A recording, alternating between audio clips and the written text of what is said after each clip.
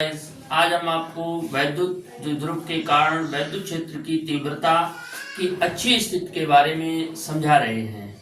इसकी दो स्थितियां हैं, अच्छी और निरक्षीय। पहले हम आपको अच्छी स्थिति के बारे में बता रहे हैं और इसका अगला वीडियो हम आपको निरक्षीय स्थिति के बारे में बताएंगे।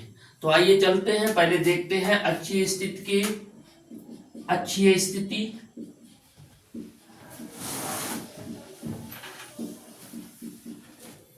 बेटा अच्छी स्थिति को हम लोग अनुदैर्ध्य स्थिति भी कहते हैं। तो इसे चाहे तो अनुदैर्ध्य स्थिति के बारे में पूछा जाए, अनुदैर्ध्य स्थिति।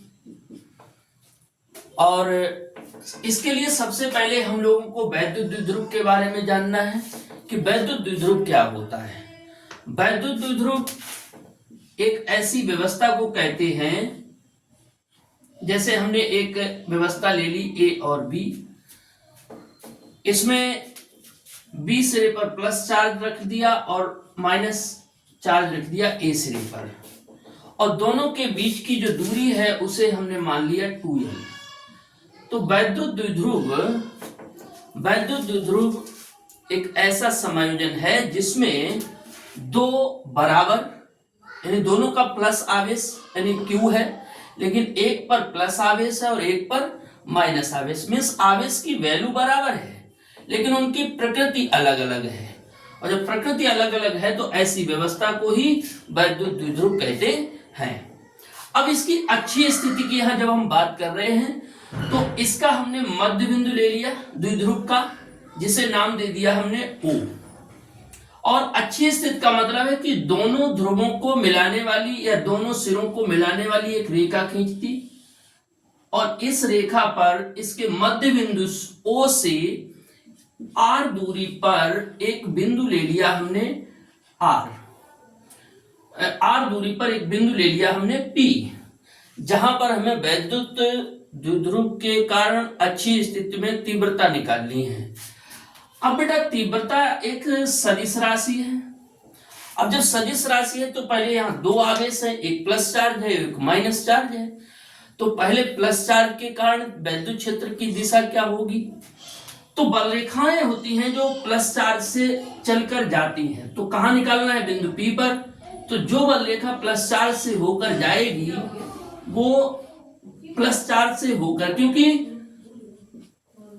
क्योंकि बल रेखाएं प्लस चार्ज से चलती हैं माइनस की ओर। अब हमें निकालना है बिंदु P पर, तो बिंदु P पर जो बल रेखा जाएगी वो P से होकर जाएगी, E1 हो गया।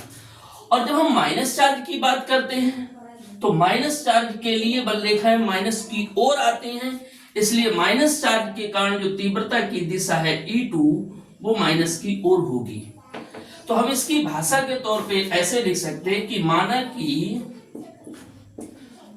कि AB एक वैद्युत द्विध्रुव है। माना कि AB एक वैद्युत द्विध्रुव है जो प्लस Q व माइनस Q आवेशों से मिलकर बना है, जिनके बीच की दूरी R है, और यह ऐसे माध्यम में स्थित है जिसका परावैद्युतांक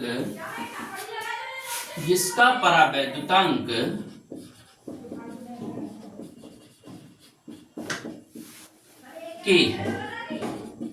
बेटा फिर से समझ लें कि वैद्युत द्विध्रुव की बात हुई पहले। वैद्युत द्विध्रुव का मतलब होता है एक ऐसी व्यवस्था जिसमें दो आवेश वैल्यू में बराबर है, प्लस आवेश और माइनस आवेश, प्लस और माइनस, लेकिन उनकी प्रकृति अलग अलग है, एक प्लस चार्ज है और एक माइनस चार्ज है, और उनको कुछ दूरी पर हमने रख दिया। अब यहां से हम लोगों को द्विध्रुव के द्विध्रुव के मध्य बिंदु O से स्मॉल r दूरी पर एक बिंदु P है, जहां वैद्युत क्षेत्र की तीव्रता ज्ञात करनी है। अब बेटा जब हमें बिंदु P पर तीव्रता निकालनी है, हमने इसकी तीव्रता की दिशाएं ले ली कि प्लस के कारण तीव्रता हो गई E1 और माइनस Q के कारण तीव्रता हो गई E2। प्लस Q आवेश के कारण तीव्रता E1 व माइनस Q आवेश के कारण तीव्रता E2 है। अब हम क्या करते हैं कि मध्य बिंदु से ये जब दूरी हमें मालूम है कि r दूरी है, तो प्लस 4 से इसकी दूरी P की दूरी क्या होगी? टोटल दूरी है 2l। अब 2l दूरी को हम लोग इतना भाग जो मध्य बिंदु से ये हिस्सा हो गया है l और इधर से ये वाला हिस्सा हो गया है l। अब इधर से हमें यहाँ प्लस 4 से इसकी दूरी पता करनी है, तो प्लस 4 से दूरी होगी टोटल दूरी r में से अगर ये वाली l दूरी घटा देंगे तो मिल जाएगा r माइनस l। और यहां से जब हम काउंट करेंगे ये वाला हिस्सा यहां से, तो ये हो जाएगा r प्लस l। ये दूरी हमें P तक की निकाल ली। तो इस एक बार ऐसे कहते हैं, प्लस Q आवेश से P की दूरी r माइनस l व माइनस Q आवेश से दूरी r प्लस l है।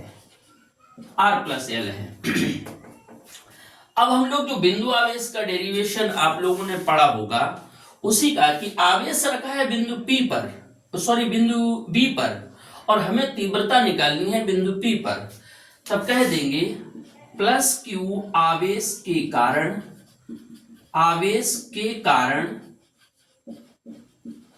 बिंदु P पर तीव्रता E1 बराबर 1/4 पाई एप्सिलॉन 0 के Q बटे और दूरी का वर्ग, तो यहां से ये दूरी है r माइनस एल, तो r माइनस एल का स्क्वायर। ऐसे ही माइनस Q आवेश के कारण बात करेंगे, माइनस Q आवेश के कारण E2 बराबर 1/4 पाई एप्सिलॉन 0 के Q बटे r प्लस एल का स्क्वायर। अब बेटा ये देखना है कि हमने यहां माइनस चिन्ह क्यों नहीं लिया। तो माइनस चिन्ह इसलिए नहीं लिया जाता है कि माइनस केवल ये बता रहा है कि बल रेखा माइनस चिन्ह की ओर आ रही है, क्योंकि तीव्रता एक सदिश राशि है, दोनों की दिशाएं एक दूसरे के विपरीत है। तो जब हम इनका परिणामी लेंगे, अतः बिंदु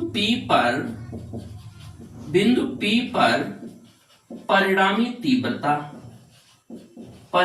तीव्रता E बराबर E1 माइनस E2, क्योंकि विपरीत दिशा है तो विपरीत दिशा के कारण जब हम परिणामी निकालेंगे तो E1 में से E2 को घटा देंगे। अच्छा, तब हम ये कहते हैं, दोनों की वैल्यू लिख लेते हैं। E बराबर 1/4 पाई एप्सिलॉन 0 के Q बटे r माइनस एल का स्क्वायर माइनस 1/4 पाई एप्सिलॉन 0 के Q बटे r प्लस एल का स्क्वायर।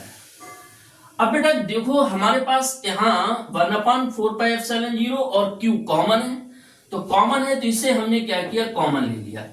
E बराबर 1/4 पाई एप्सिलॉन 0 के और Q ले लिया बाहर, कॉमन ले लिया तो यहां बचेगा 1/r माइनस एल का square minus 1/r plus L का स्क्वायर। और जब हम इन दोनों का एलसीएम लेंगे 1/4πε0 के ऐसे ही लिख दिया, और इन दोनों का एलसीएम आ जाएगा r माइनस एल का स्क्वायर r प्लस एल का स्क्वायर। और ये जाएगा पद इधर चला जाएगा, भिन्न सॉल्व करेंगे r प्लस एल का स्क्वायर और माइनस r माइनस एल का स्क्वायर। दोनों के स्क्वायर खोल देंगे a प्लस वी और a माइनस वी के होल स्क्वायर के लिए, तो ये हो जाएगा E बराबर 1/4πε0 K और Q। ये मैंने थोड़ा पार्टीशन इसका कर दिया। ये हो जाएगा r square plus L square plus 2LR minus चिन्ह लगा है, ब्रैकेट लगा लो यहां से। अब थोड़ी मेरे पास जगह की कमी है, मैं डायरेक्ट माइनस चिन्ह को मल्टीप्लाई कर रहा हूं, या चलिए ठीक है। तो r square plus L square minus 2LR बटे स्क्वायर दोनों के ऊपर है तो मैंने एक बड़ा ब्रैकेट लगा के स्क्वायर लिख दिया, और एक r minus L r plus L, यानी कि a plus B a minus B, a square minus B square type से r square minus L square लिख दिया। अब जरा ये माइनस चिन्ह का अंदर जब गुणा करेंगे तो चिन्ह बदल जाएंगे, तो E बराबर 1/4πε0 K Q r square plus L square plus 2LR minus r square minus L square plus 2LR, और ये हो जाएगा r square minus L square का whole square. Plus minus cancel हो जाएंगे, काट दिए हमने। अब जो बचा इससे लिख लेंगे E बराबर 1/4πε0 K Q इंटू 4LR बटे r square minus L square का होल स्क्वायर। अब बेटा ये जो 2L दूरी तो ज्यादा थी, वैसे भी सूक्ष्म दूरी होती है, 2L ज्यादा उसका और आधा कर दिया तो और छोटा हो गया, और छोटे नंबर का जब वर्ग करेंगे तो वैल्यू और घटेगी। एल स्क्वायर r की तुलना में बहुत छोटा है, तो L square very very less than r square, तब एल स्क्वायर को छोड़ छोड़ दिया हमने इसे, तो ये बचेगा E बराबर 1/4πε0 Q इंटू, अब मैंने इसके 4 के फैक्टर कर लिए, 2 कर दिया बाहर, और Q इंटू 2L, ये जो 4 लिखा था तो 2 अलग कर दिया 2L के साथ में, और ये R हो गया बटे, और जब L को हटा देंगे तो बचेगा R स्क्वायर, तो R स्क्वायर का स्क्वायर, इसी को हम लोग E बराबर 1/4πε0 2 इंटू, अब यहां से थोड़ा ये समझ ले, डायरेक्ट थोड़ा जगह की कमी है कि इधर चल रहा है। अच्छा, तो ये हो जाएगा P बराबर Q इंटू 2L, तो इसकी जगह पे हमने लिख दिया है P इंटू R बटे R की पावर 4, एक R से R कटेगा, 3 पावर बचेगा, तो E बराबर 1/4πε0 K, मैंने यहाँ के छूट गया है कोई बात नहीं, K, और ये हो जाएगा 2P बटे R3। ये आपका अच्छी स्थिति के लिए डेरिवेशन हो गया। जो P है उसे कहते हैं द्विध्रुव आघूर्ण।